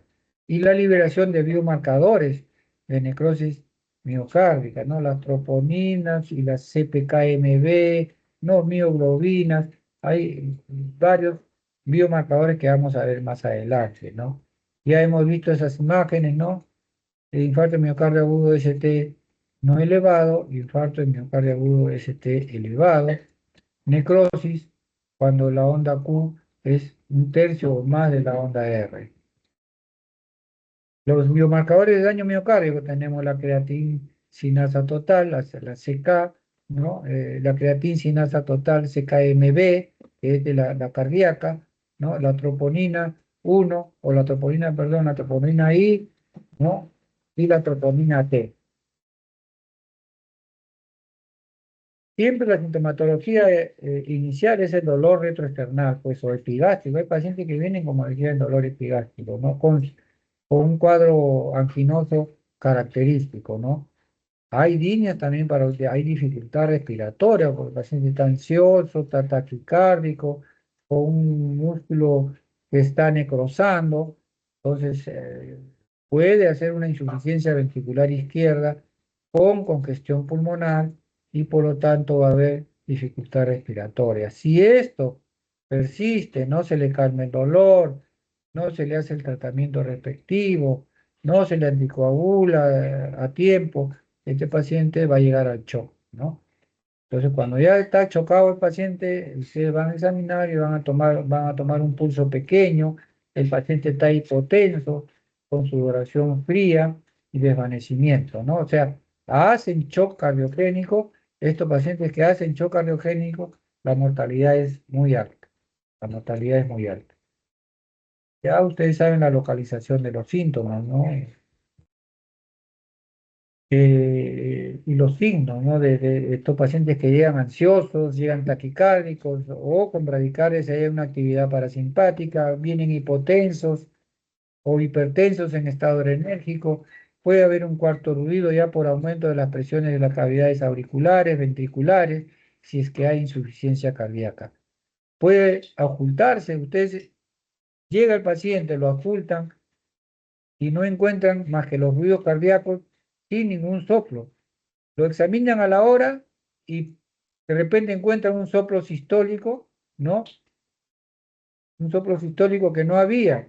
Y esto se debe, pues, a una probable insuficiencia valvular mitral o a una ruptura de septum interventricular, ¿no? La necrosis, ¿qué produjo? Puede producir ruptura de los músculos papilares, que es donde se implantan las cuerdas tendíneas que permiten abrir cerrar las válvulas mitral y tricuspidia, ¿no? Como si en caso de infarto de ventrículo izquierdo, la válvula mitral, ¿no? Se rompe el músculo, se rompe la cuerda tendínea y se produce una insuficiencia valvular mitral severa, ¿no? Cuyo tratamiento único es quirúrgico con alto porcentaje de muerte, ¿no? O una comunicación interventricular. Ya hemos visto que la descendente anterior tiene dos ramos septales, o sea, irrigan el septum interventricular de tal manera que cuando hay infarto en el cardio anteroseptal, hay la posibilidad de una comunicación interventricular por ruptura del septum interventricular. Estertores crepitantes en caso de una insuficiencia ventricular izquierda, ¿no? Entonces, miren, todos esos signos que nosotros podemos encontrar en un cuadro coronario agudo. En el periodo de estado hay una fase pues, terrosa, disnea, cianosis, puede haber fiebre, inclusive hasta que puede durar hasta 2 o 4 días, si es que el paciente continúa vivo, ¿no? Caída de la presión arterial, ocasionalmente frote pericárdico, porque puede haber una inflamación del pericardio, ¿no? Con una pequeña eh, inflamación, este frote se va a juntar con bastante nitidez. Arritmias ¿no? Extrasístoles, latidos prematuros, ¿no? Fibrilación auricular, entre otras, ¿no? Entonces, el cuadro clínico del infarto agudo de miocardio, para resumir ya, esta isquemia miocárdica se identifica por los antecedentes del paciente y el electrocardiograma. Dos, los síntomas de dolor pueden estar referidos a la región precordial, la extremidad superior, la mandíbula, hay un malestar epigástrico durante el ejercicio o en reposo, o los equivalentes isquémicos de fatiga y esta tirada clásica de dolor, ¿no? Característico de un electrocardiograma patológico y una elevación de enzimas cardíacas o caída de estas, nos da el diagnóstico, pues, de un infarto de miocardio agudo, que puede ser ST elevado o ST no elevado. Este es un electrocardiograma normal, ya hemos visto, ¿no? un ST isoeléctrico. Estos son los cambios que producen en las derivaciones no diferentes. En uno ya BL cara lateral alta, B5, B6 cara lateral baja, 2, 3 ABF cara inferior, 1, B1, B2, B3, B4 anteroseptal. O sea, miren todo lo que nos informa un electrocardiograma, ¿no? Diagnosticamos hasta qué arteria podría estar ocluida, ¿no? Ocluida, sabiendo la anatomía, qué áreas irriga, vamos a saber probablemente qué arteria está ocluida. Por ejemplo, en la cara lateral, ¿no? Que es irrigada por la arteria circunfleja, por intermedio de los ramos marginales, por la cara inferior, por la coronaria derecha, si es que es dominante, ¿no? O la cara anterior, la descendente anterior. Entonces, todos estos cambios pueden producir. Estos son normales y los cambios que se producen, en cambio, por ejemplo, esto es una isquemia con una T positiva picuda, simétrica, ¿no? O una T negativa, si este es subepicárdica y esta es una isquemia subendocárdica, ¿no? Una onda T negativa, simétrica. Cuando hay alteración del segmento ST con un ST negativo, y un ST positivo elevado, nos habla ya de una lesión eh, coronaria, ¿no? Una lesión miocárdica por oclusión de las arterias que hemos nombrado, ¿no? Y necrosis, o sea, hablamos ya de necrosis, pues ustedes ven acá, ¿no? Acá hay elevación del ST, pero no hay onda Q. Cuando hay necrosis, o sea, cuando nosotros dejamos que eso pase mucho tiempo, va a llegar a esto. Pierde onda R, ¿no? Pierde onda R y llega a esto. Por eso nosotros, los pacientes con infarto de miocardio agudo, tenemos que diagnosticarlo en 10 minutos. Y en menos de 120 minutos el paciente tiene que estar ya en la sala de hemodinámica para hacer la angioplastia. Si es que no hubiera sala de hemodinámica al hospital donde acudió el paciente, se le tromboliza, ¿no? En los primeros 60 minutos. Una trombolisis, ¿no? Para tratar de reperfundir, porque no siempre la trombolisis es exitosa, ¿no? Uno ve si le pasa el dolor, uno ve si revierte los cambios en el electrocardiograma, son señales de que la trombolisis ha sido exitosa. Entonces, los cambios en el segmento ST, en cambio, en el infarto de miocardio agudo, ¿no? Se traduce, pues, en un desnivel del segmento ST, en el caso de la denominada lesión subendocárdica, ¿no? O hacia arriba, supradesnivel, ¿no? En el caso de la lesión subepicárdica.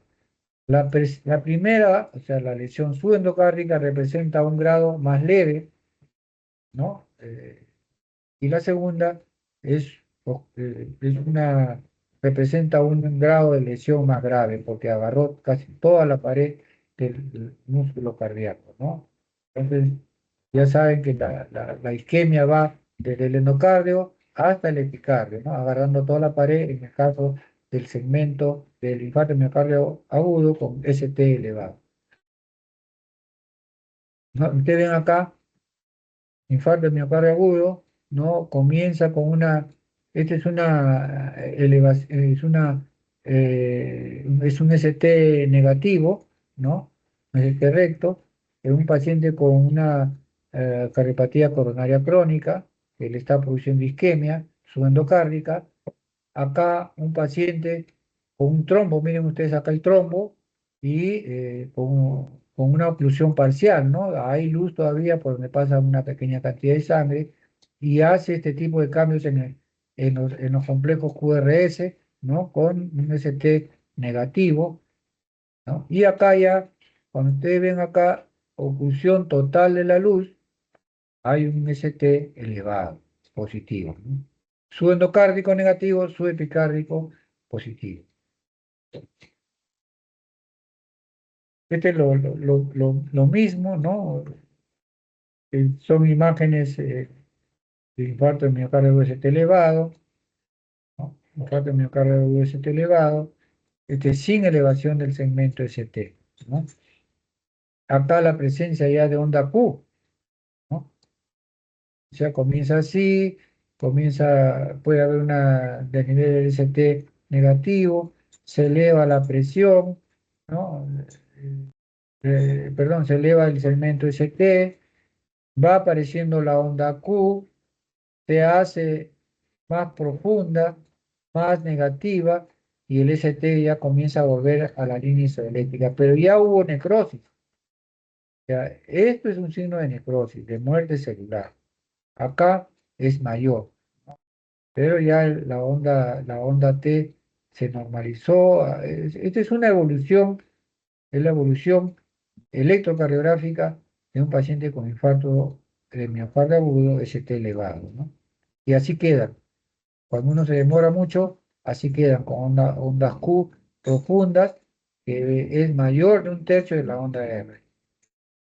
Esta es otra imagen donde ustedes ven el trazado electrocardiográfico con segmento ST elevado, infarto transmural, infarto ya subepicárdico.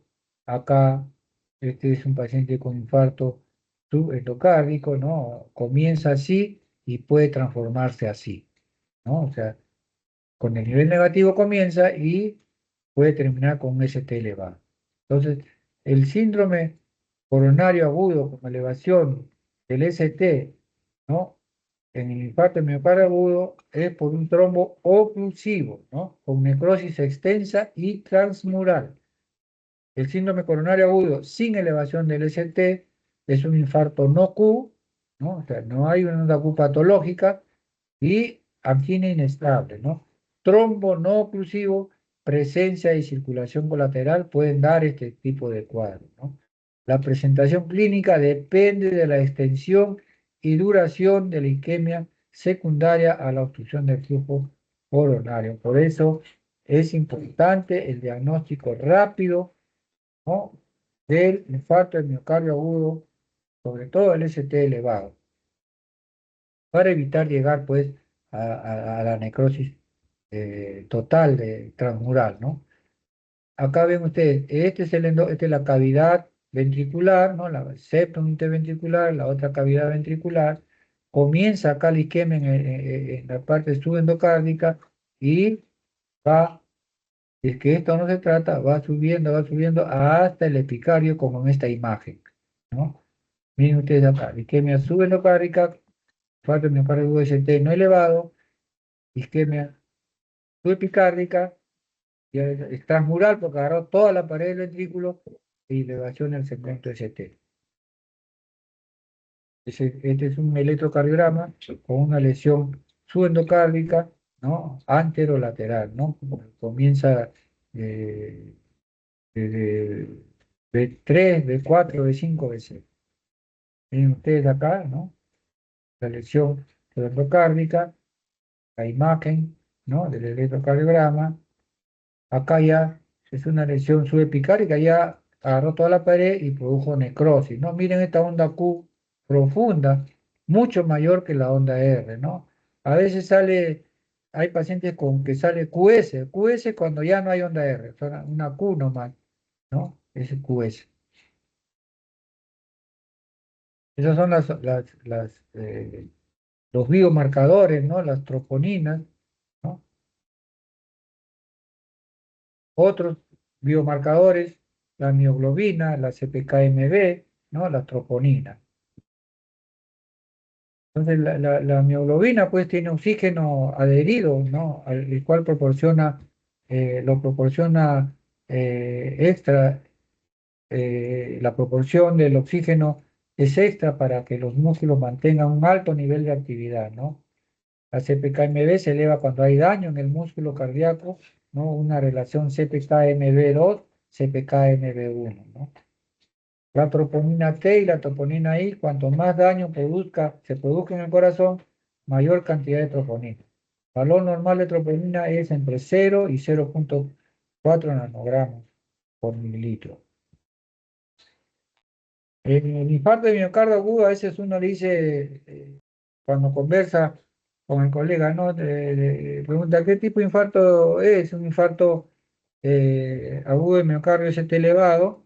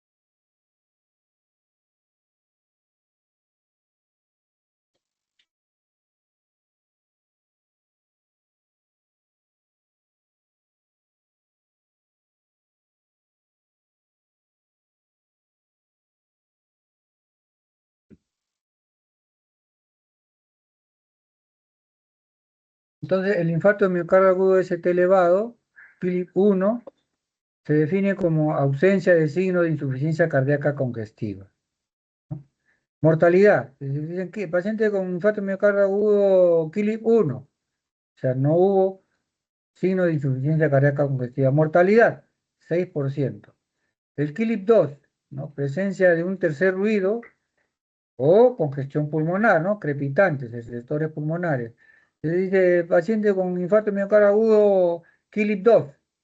Paciente entonces que tiene ya un tercer ruido, que es una indicación de una insuficiencia ventricular izquierda y con congestión pulmonar que da dado por los crepitantes finos, ¿no? En las bases.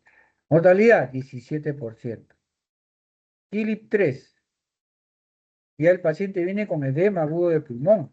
Ya el paciente está congestionado totalmente, ¿no? Mortalidad, 30-40%. Philip 4. Ya el paciente viene chocado, ¿no? Shock cardiogénico, 60-80%, ¿no? Es una mortalidad alta. Entonces, nosotros tenemos que diagnosticar al paciente en 10 minutos máximo, ¿no? El paciente viene con el cuadro clínico característico, le toman un electrocardiograma en 5 minutos, eh, confirman los cambios electrocardiográficos, mandan a hacer el dosaje de enzimas, pero ya si tienen un ecocardiógrafo, le toman un ecocardiógrafo ahí, le toman este ecocardiograma y van a ver que hay alteraciones en la motilidad. Este paciente tiene que ser mandado a una sala de hemodinámica para realizar la apertura de esa arteria obstruida, ¿no? Causante del infarto de miocardio agudo, ST elevado. Entonces, mientras que uno coordina la elevación, el paciente tiene que recibir soporte, ¿no? Un soporte indicando una venosa, administración de oxígeno en saturación de oxígeno menor de 90%, ya iniciar la doble antiagregación plaquetaria, ¿no? Con aspirina, clopidogrel y heparinizar. y comunicarse pues con la sala hemodinámica para que suban al paciente y realizarle la angioplastía primaria, ¿no? La angioplastía primaria. Se le hace la coronariografía, se detecta la zona de oclusión total o parcial y con un balón se le predilata y luego se le pone un stent medicado, ¿no? Entonces, la estrategia de reperfusión. 10 minutos de contacto médico, interpretar el cuadro clínico y el electrocardiograma confirmando el diagnóstico de infarto con elevación del ST, definir la estrategia de reperfusión, ¿no? Esta estrategia de reperfusión que puede ser por un trombolítico cuando no hay una sala de hemodinámica en el hospital donde llega el paciente y al trasladarlo va a demorar más de 120 minutos. Ustedes dicen, no, vamos a trombolizarlo y después ya mandarlo a la sala, al hospital respectivo, donde hay sala hemodinámica, para que se le haga el cateterismo y la posibilidad de angioplastía. Hay que evaluar los tiempos, si su intervención, acá dice, no, si su intervención percutánea se va a tardar más de 120 minutos, o sea, 2 horas, ¿no? Contemplar realizar fibrinolisis para la reperfusión con bolo de fibrinolíticos en menos de 10 minutos realizado el diagnóstico. ¿No? Miren, 10 minutos y ya el paciente, si es que no hay sala hemodinámica en ese hospital y va a demorar más de 120 minutos en llegar al otro, hay que fibrinolizarlo, ¿no? Hacer trombolisis. Si esta si está en una institución con sala de hemodinámica para la intervención coronaria percutánea, este paciente tiene que estar en menos de 60 minutos de realizado el diagnóstico para eh, poder hacer el estudio y poder hacer el tratamiento. Muy bien, ¿alguna pregunta? ¿Alguna pregunta?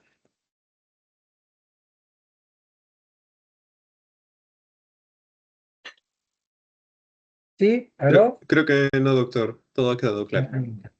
Muy bien, entonces damos por concluida la clase, ya nos estamos viendo más adelante, ¿ya? Hasta luego, buenas noches. Gracias, doctor. Buenas noches.